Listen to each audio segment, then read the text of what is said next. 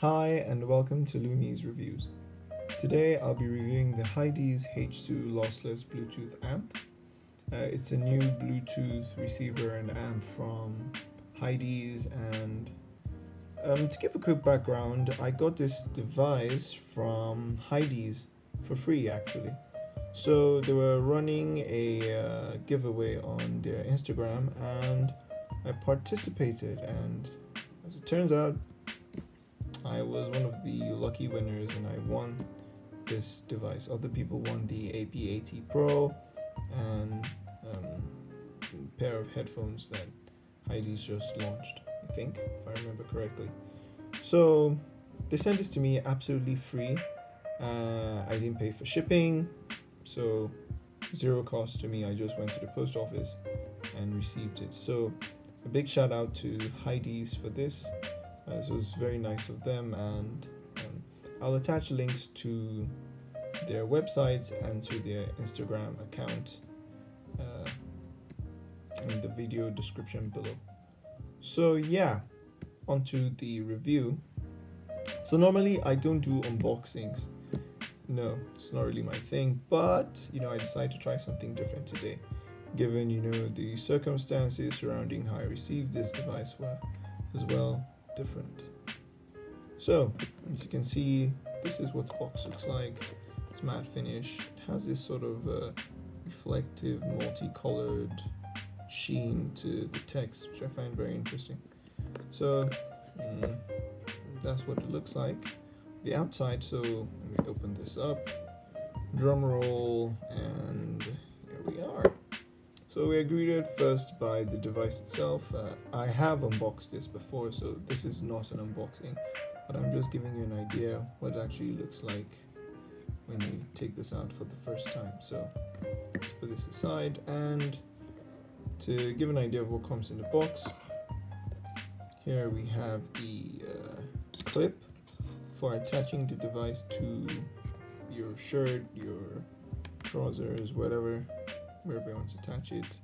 Then we have this USB-C to USB-C cable. We also have a USB-C to USB-A cable, and then we have paperwork in here, and that's about it.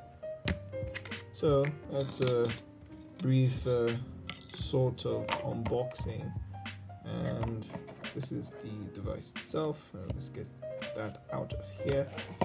Okay, so that's that. Okay, goodbye. So here is the device. As you can see, it's black. It has this glossy finish. It's made of plastic, but I'm not quite sure. It has this sheen on it, so it's kind of like glass, but then again, could be plastic. So, but either way, it's a very nice look. It is very light, and as you can see, it's really tiny. On the build, that's how it is. It feels okay. It doesn't feel cheap. It feels about right.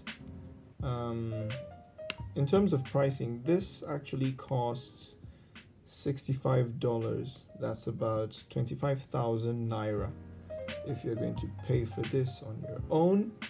So in terms of whether or not it feels like 25,000 naira item, I think that's going to be subjective, and but left to me, I think this feels okay. It doesn't feel cheap or anything like that. It's just light, feels good. So you can see on the body there's a power button, there's an LED indicator light. If you look around the side, you see the 3.5mm jack, as well as the microphone. On this side, you'll see the volume buttons, and below you have the USB-C port for charging. So this device, as you can see, there is an NFC logo here. So this means you can do a touch to pair feature. It has the touch to pair feature, typical of NFC devices, so that's a nice feature to have.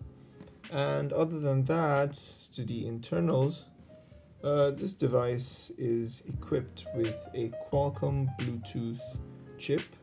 I think it's one of the newer ones they have, and as a result, this device supports aptX HD, aptX low latency.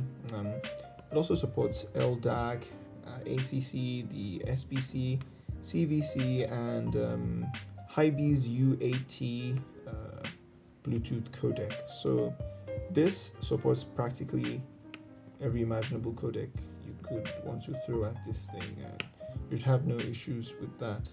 So like I mentioned before, it has NFC.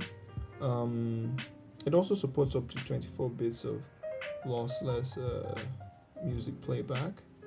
You can achieve that over Bluetooth with the UAT codec.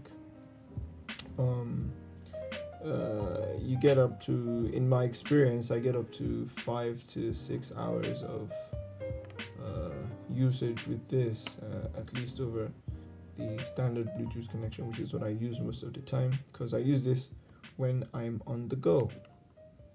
So other than that, you have that this supports up to 2 to 4 meters generally of distance between your device and this, so you shouldn't have any issues. Even through walls, it works pretty well. So on to how this sounds. So I noticed in my own use that this doesn't add any colorations to the sound of what you're listening to. It doesn't necessarily sound warm or bright. It just sounds about right. So I'll put this in the ballpark of neutral, normal, so you're not getting any accentuations with any frequency range. My experience with this, yes. So one thing I'd like to point out is, like most other Bluetooth devices from China, they tend to have a poorly, designed software experience, and I didn't experience that with this. This device has a pretty premium software experience, at least for something like this.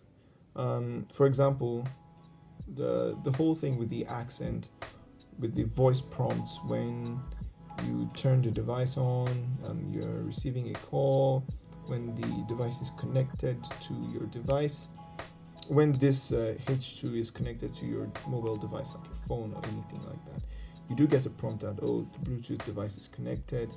It doesn't sound shabby or poorly done like most other Chinese devices, and that's a good thumbs up.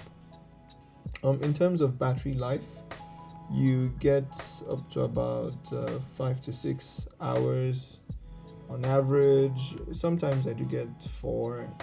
I think it just depends. I'm not quite sure what those factors are, but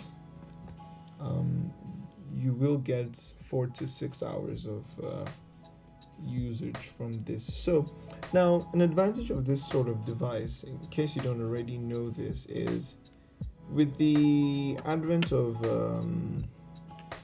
or with the craze that's come with Bluetooth in-ear monitors and earphones and headphones, a lot of people who've invested quite an amount in their in-ear monitors are faced with a situation where new devices, new phones, do not come with the 3.5 millimeter jack. And unfortunately, a lot of the Bluetooth devices we have these days don't quite match the sound quality that you would expect from wired in-ear monitors dedicated for that sort of music playback, usually lossless, high resolution music playback. So this presents itself as a very good solution for that. Now, if you remember, in the box we had this clip that came with the device. Let me get that back out. So here, usually you just how do you attach this? I think something like this. I think, yeah. So it's attached, and essentially you have your device set to be clipped on your shirt or wherever else you want it clipped. So what this does is it converts your wired cables into Bluetooth devices essentially, and you use this for hands-free phone calls. You can use it for music. The volume buttons also double as, you know, forward, backwards, next track, previous track, and the power button also functions as play, pause, as well as to answer or reject calls. So by and large, this is a great device, works pretty well. The UAT Bluetooth codec, which I have used on my Hidizs AP80 music player, essentially plays the highest possible, at least in my experience, quality for Bluetooth audio out there, and you should give it a shot. Just get yourself this device or the Hidizs AP80, and you get access to the UAT Bluetooth codec through the Hidizs app. So there's an there's a Hidizs music player app, and usually that's what you use to enjoy support for that sort of thing. You can also do that with the Hidizs Blue app, which I'm going to show you how it works here. So let's turn this on and let's see the Bluetooth lights. So as it comes on, there's a voice prompt telling you that Bluetooth device is on, and I have connected this to my phone, which I'm going to show you what the app looks like, the Hidizs Blue app. So basically this is the Hidizs Blue app, and you can see it's connected right now. It shows you the Bluetooth connection, the rate of play, battery level of the Bluetooth device, and you can it actually has a feature for finding it. If you're far away, you can actually use it to find where the device is. It's a pretty neat function. So this is basically, it's a very basic app, nothing extraordinary, but it gets the job done. And that's that about that. So that's my review for the Hidizs H2 Bluetooth amp. Now, as a standalone amp,